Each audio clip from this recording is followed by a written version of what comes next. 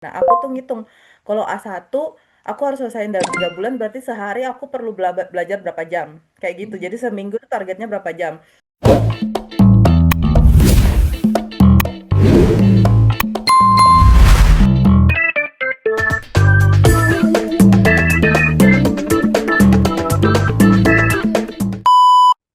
Halo semuanya, BJS Oi, apa kabar kalian? Selamat datang di sharing Alumni Talk bersama aku Girin. Kita sekarang lagi kedatangan tamu, alumni Dengspa.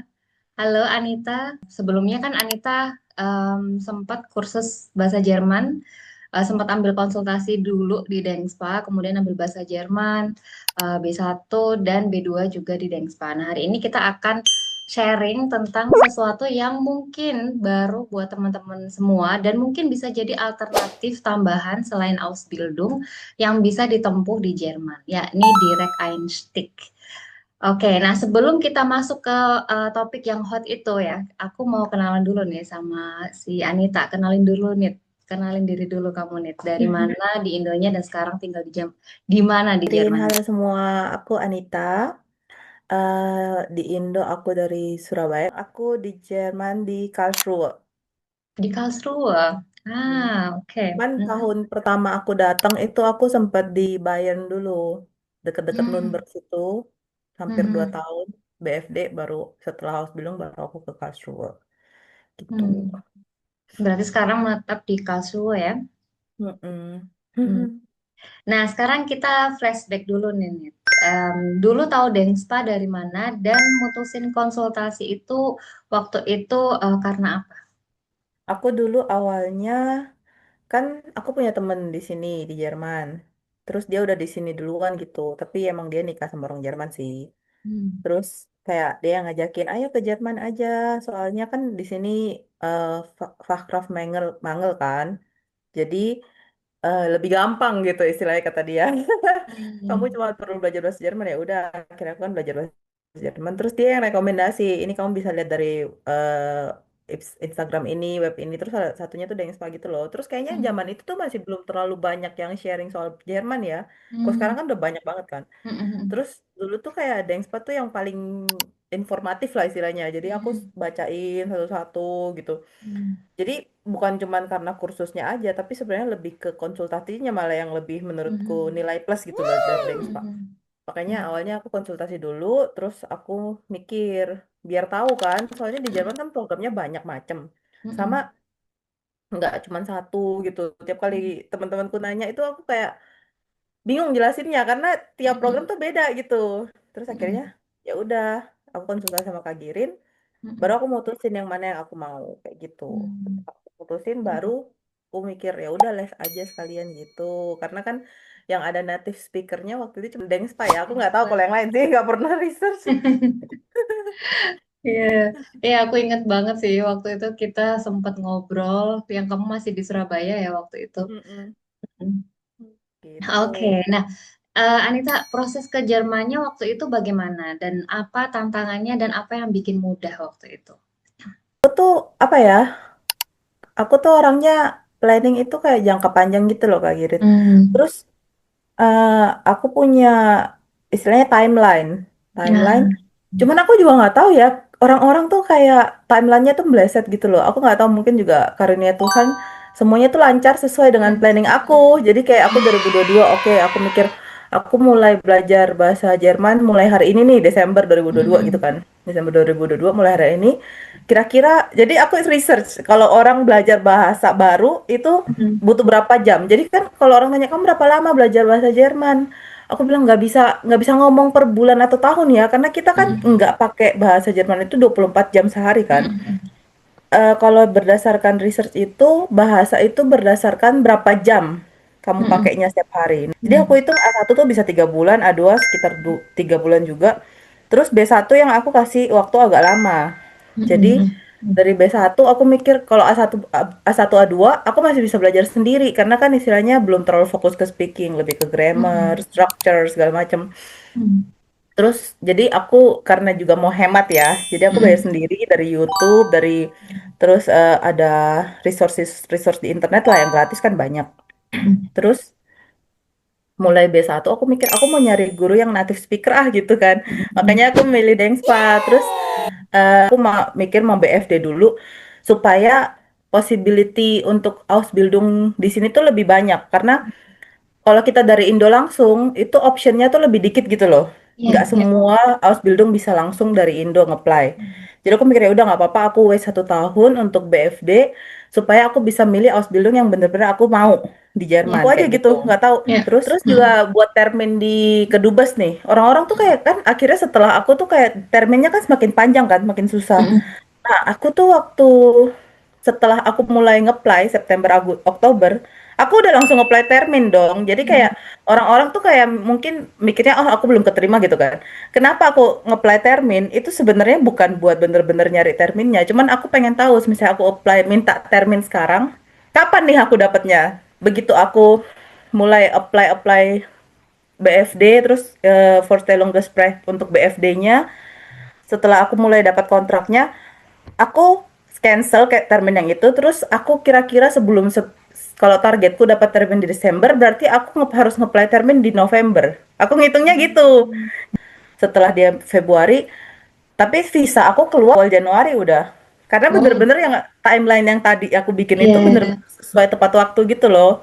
Bener-bener kayak dimudahin banget ya, kayak Heeh, dilancarin banget. iya. Mulai aku inget banget kamu memang ada jarak waktu konsultasi sama masuk kelas B1 waktu itu. Aku ingat kamu kelas B1-nya kalau nggak salah waktu itu Agustus. Pokoknya Agustus itu masih kelas lah ya. Terus habis itu Mm-mm. kamu udah selesai, habis itu langsung aja gitu dapat.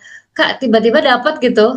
Dan Mm-mm. iya, terus apply aku inget Desember, terus langsung aja kayak keterima gitu, kayak wow, memang benar-benar mungkin emang rezekinya di sana ya, langsung aja kayak Mm-mm. mulus banget gitu.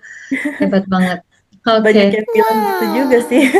Ya mungkin takdirnya ke sana ya. Iya, Mm-mm. kalau sekarang kan BSD lagi susah banget ya, 9 bulan Iya, sampai 12 bulan terminnya. Jadi yes. itu challenge-nya sendiri sih. Oke, nah sekarang kita masuk ke program Direct Einstieg itu sendiri. Nah, mungkin bisa dijelasin nih, Nita, apa sih program itu Direct Einstieg itu yang kamu tahu? Hmm. Nah, direct Einstein itu kalau aku bilang orang-orang tuh pasti bingung karena dikiranya aku langsung kerja gitu kan. Bukan, direct Einstein itu sebenarnya sama kayak Ausbildung. Sama kayak Hmm. Ausbildung biasa, kayak namanya direct Einstein itu tuh untuk Hmm. orang-orang yang sudah punya profesi sebelumnya atau udah pernah kuliah, udah pernah Ausbildung sebelumnya. Jadi saya untuk orang-orang yang mau switch career gitu. Karena Hmm. mereka benar-benar kebutuhan Erzieherin di Baden-Württemberg tuh lagi tinggi banget. Dan cuman di Bundesland Baden-Württemberg.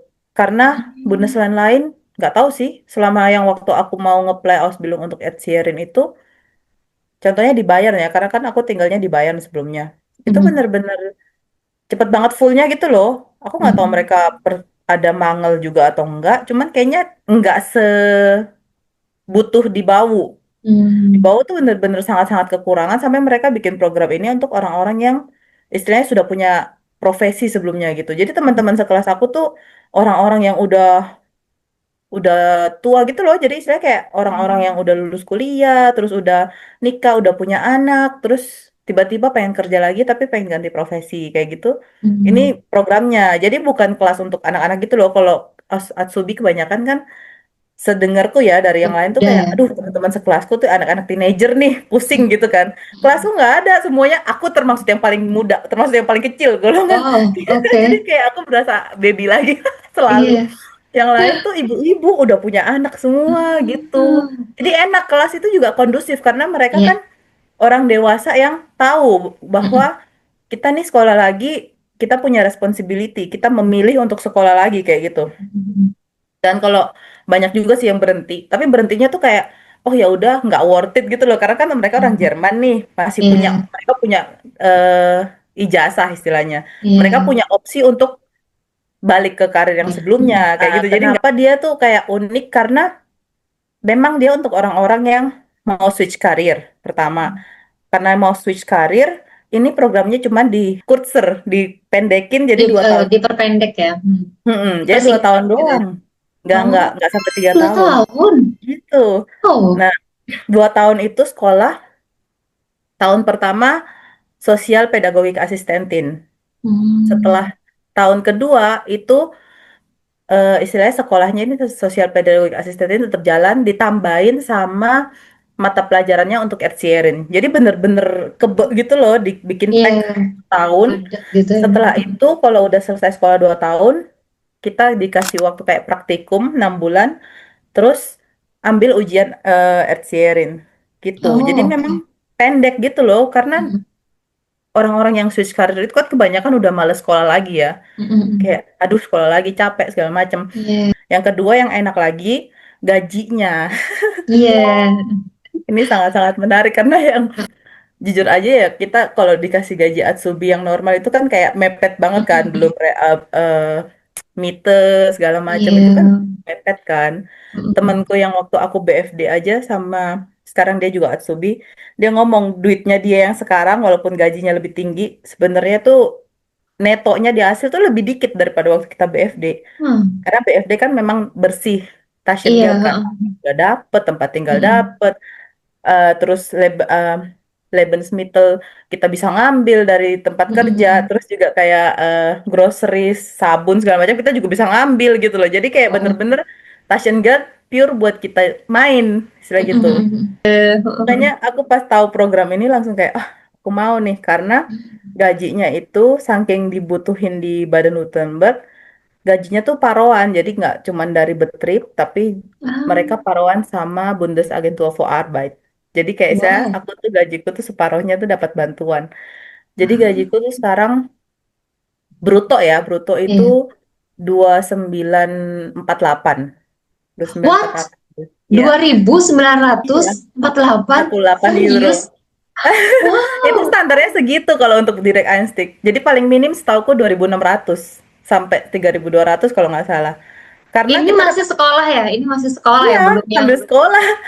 Jadi temanku ngomong, ya ampun kamu tuh unfair banget gitu loh. Karena aku ke Iya. sekolah 3 hari seminggu ya. Kerja cuma 2 hari tapi gajinya segitu bruto. Wow. Dan Hmm. rata-rata tuh setauku neto di seteman sekelasku semuanya itu neto itu rata-rata 2000-an. Mm-mm. Paling kecil yang aku tahu itu dapatnya 1.700 neto. Tapi tetap aja masih Tetap banyak worth dibanding. it. Iya banget. Wow. Makanya. Oke. Jadi kayak buat teman-teman yang udah punya ijazah, udah pernah kuliah, mending coba aja karena ini jurusannya dari jurusan apa aja boleh kok. Aku sendiri kan S1-nya accounting. Boleh. Mm-mm. Terus yang dari yang lain-lain tuh teman-temanku yang sekelas ada yang dari pernah asubi logistik, pernah Mm-mm. eh waktu temanku satu lagi yang dari Cina itu dia di Cina itu guru musik. Kayak gitu. Jadi bener-bener yang mau switch karir gitu istilahnya. Iya, iya. Gitu. Wow, itu keren banget sih ya. Ini bisa jadi opsi yang bagus banget ya. Kalau misalnya Mm-mm. kita di Cuman Jerman. kekurangannya nggak bisa nge-apply dari Indo. Harus udah di Jerman. Mhm. Itu Gitu. persyaratannya apa nih? Haruskah ada yang di Anerkenum dulu? Kenapa kita Oh susah iya, banget untuk apply dari Indo? Itu ya, bener. Anerkenum ya. Ijazah, bukan susah banget, emang nggak bisa, nggak boleh Nggak kayaknya bisa, nggak mereka. boleh ya? Hmm. Yang memang harus anerkenung karena kan untuk switch karir kan istilahnya. Jadi kita harus anerkenung ijazah kita. Terus Hmm. bahasanya juga nggak terlalu ketat mereka. Ada beberapa sekolah yang memang minta minimal B2. Tapi kayak sekolahku gitu mereka nggak minta B2. Jadi temanku tuh, teman sekelasku tuh ada yang masih B1. Terus kayak mereka katanya cuman perlu ngisi bikin ngisi tes dari sekolah tapi bukan tes bahasa juga nggak tahu tes apa. Terus kalau Mhm. udah lulus ya udah mereka terima gitu. Tahu aku dulu ada program juga yang namanya Queer Einstick sama Direct Einstick itu di Hamburg. Ini kan kamu ceritanya di Sweden ya, di selatan gitu ya. Ya, Nah, dulu waktu aku anak di selatan Hamburg aku. itu, yang ini namanya program Switch Career ini namanya Queer Einstick. Nah, kalau Hmm. Direct Einstick ini bener-bener profesinya tuh yang sama. Misalnya dulu aku SPD tuh di Jerman, di Indonesia. Nah, itu bisa tuh Direct Einstick. Jadi masih Hmm. nyambung lah linear gitu. Nah, kalau dia mau switch karir, ada yang namanya yang kamu lakukan itu namanya Umschulung untuk Quereinstieg. Jadi orang yang sudah punya profesi sebelumnya terus pengen switch dan dia karirnya sama sekali completely different gitu loh Hmm. dari karir yang sebelumnya atau dari bidang pendidikannya. Nah kayak gitu. Itu kalau di Hamburg ya setahu aku. Dan waktu itu kayak kalau nggak salah aku nggak tahu dibayar atau enggak. Tapi dulu aku pernah babysit sama salah satu orang yang melakukan ini. Jadi dia itu kayak kayak jurusannya fisika, terus dia kerjanya di lab, tapi pengen kerja di sosial tuh, kayak gitu. Jadi dia queer Einstein. Nah, aku makanya tertarik banget ngobrol sama kamu karena ternyata sekarang di Bau malah ada gitu. Dulu aku belum pernah dengar. Dulu di Hamburg itu ketat banget ya, meskipun Hmm. meskipun ada juga direct Einstein sama queer Einstein itu, tapi nggak semua orang bisa melakukannya gitu. Intinya dia harus punya dependent visa dulu, entah itu dia nikah sama orang Jerman dulu lah atau apalah kayak gitu baru dan dia udah lama kerjanya di Jerman gitu. Intinya dia udah menyumbang pajak lah atau apa karena kan konteksnya Oh sekolah ya. lagi ya. Mm-mm. Terus habis itu barulah boleh gitu. Nah, mungkin ya dengan adanya informasi ini mungkin ya namanya aku waktu itu infonya 2018 2019 ya. Sekarang Iya udah lama. udah usang mungkin ya mungkin sekarang di Hamburg ada juga. Makanya aku pengen update lagi kalau di Baubu di selatan itu seperti apa ternyata menarik sekali gitu ya. Sekarang Mm-mm. udah ada opsi seperti ini gitu. Wow, super. Oke, nah mungkin Anita sendiri ada nggak tips yang bisa dibagikan nih buat teman-teman yang mau melakukan direct Einstein juga? Kalau aku nomor satu ya tadi itu dokumen itu harus lengkap aja, diselengkapin sambil jalan, sambil dilengkapin sebelum kalian ngeplay apapun yang kalian mau. Mendingan dokumen udah lengkap. Karena aku jujur waktu itu dokumenku belum lengkap. Karena aku Hmm, mikirnya kan dari Indo aku cuma nyiapin dokumen untuk BFD kan. Terus BFD itu kan kayak hmm, nggak butuh sertifikat hmm, bahasa, terus nggak butuh anerkenung. Terus karena keterbatasan dana juga aku kayak, ya udah ntar aku lakuin aja pas di Jerman gitu. hmm. Aku sambil ngeplay itu aku nulis di email tuh semuanya kayak oh ya dokumennya sambil aku siapin belum siap gitu. Untungnya mereka mau. Ya Wow, ampun. oke oke oke. Hmm. Jadi bener-bener Berarti harus mulai dari play. Indo udah harus disiapin ya sebenarnya kayak sertifikat udah diterjemahin lah ya gitu. Maksudnya udah Heeh. mulai nyicil ya kayak sertifikat itu kan juga penting juga ya Iya, untuk mulai nyicil. Sebenarnya nggak harus dari Indo juga sih. Cuman kalau aku minimal begitu kaki nyampe di Jerman, mulai hmm. nyiapin. Jangan kesantaian kayak aku. Tapi syukurlah berarti apa namanya kamu keputusannya tuh tepat gitu ya melakukan direct Einstein aja. Tapi memang BTW ini udah udah berapa bulan nih? dari September kan. 6 bulan, udah setengah bulan juga. Udah Oh, setengah tahun juga aku. wow, oke oke. Selama 6 bulan ini ada nggak maksudnya kesulitan kamu kemudian convert visanya waktu itu gimana? Dilakukan di Bayern atau di Bau? Convert visa aku dari Bayern sih. Dari Bayern Hmm. udah di convert. Hmm. Cuman Aufenthaltstitel aku nggak keluar-keluar sampai Desember. Parah banget di Hmm. sini. Lama. Cuman untungnya dari Bayern tuh semua gampang banget prosesnya. Hmm. Aku nggak tahu juga ada beberapa dari sharing-sharing di grup. Kan aku punya kayak grup gitu kan. Untuk grup Hmm. orang-orang yang di Pedagogisch Bereich. Kayak banyak yang kesulitan juga dari apa namanya? Lupa lagi namanya apa? Imigrasi. Ausländerbehörde, ABH. Sanderbehoordernya astaga lupa bahasa Jerman. Dari Sanderbehoordernya tapi Sanderbehoorderku yang di Bayern tuh bener-bener gampang banget sih. Jadi aku cuman perlu bawa Vertrag sama Hmm. ada dokumen dari Bundesagentur für Arbeit langsung di switch gitu loh. Cuman fiction. Jadi Hmm. untuk fiction ini Hmm. langsung bisa aku pakai buat apply Aufenthaltstitel. Cuman Ya. yang di Karlsruhe yang lama prosesnya lama Hmm. banget slow banget. Tapi nggak istilahnya nggak susah. Dokumen yang mereka minta juga Hmm. aku udah punya semua. Cuman Hmm. lama, cuman lama aja gitu. Oke. Mungkin banyak Auslander kali ya? Atau Iya di Bayern Karlsruhe lebih juga banyak banyak. sih Auslander. Mm-mm. Yang Karlsruhe lebih banyak. tergantung petugas. Aku suka sih kalau di Karlsruhe nih enak vibe-nya tuh vibe anak sekolah. Karena Karlsruhe kan Oh ya. kota kota pelajar kan. KIT itu Ah, loh. iya, KIT iya, kan iya. kayak Hmm. institut paling terkenal di Jerman kan. Jadi Hmm, banyak ya, banget. iya banyak sih, banyak yang orang Indonesia juga banyak di Karlsruhe yang Sekolah. influencer-influencer studi itu kan. Pokoknya tuh kota pelajar gitu loh, jadi asik Ya. vibe-nya tuh. Terus selama 6 bulan ini sekolahnya gimana? Sekolah sambil kerja atau kerjanya atau sekolahnya pembagiannya gimana? Sekolah aku Senin sampai Rabu, Hmm, kerjanya Kamis sampai Jumat, 2 hari. 2 hari kerja, 3 hari sekolah ya? Ah, oke. Betul. Hmm. Tapi ya lumayan lah sambil nangis-nangis dikit. Banyak sebenarnya. Sebenarnya secara konten sekolah itu nggak susah menurutku sih nggak sulit ya. Hmm. Karena aku juga sudah punya pengalaman di Indo. Aku 4 tahun kan, Mm-mm. eh, nggak kerja sih, cuman kayak aku tuh guru sekolah minggu 4 tahun. Jadi Mm-mm. kayak udah ada pengalaman sama anak-anak. Walaupun memang Mm. nggak 100% sama lah, cuman secara praktek kita kan udah kurang lebih tahu. Cuman beberapa aturan yang mungkin bisa dibilang orang Jerman tuh fokusnya di independensi segala macem, anak-anak itu nggak boleh terlalu dibantu segala macam, yang kayak gitu-gitu yang kita Ya, ya. pelajarin untuk adaptasi. Tapi secara dasar udah tau lah gimana ngadepin anak-anak kan. Cuman di sekolah itu yang susah buat aku karena semuanya tuh no, word shots baru. Karena kan kita Oh, nggak tahu nih, nggak familiar sama bahasa-bahasa dalam bidang pedagogik gitu kan. udah kita. Ada orientierungsplannya itu memang agama Katolik salah satunya harus diajarin Ah, gitu. oke. Berarti flih ya kewajibannya. Mm-mm. Oke, oke.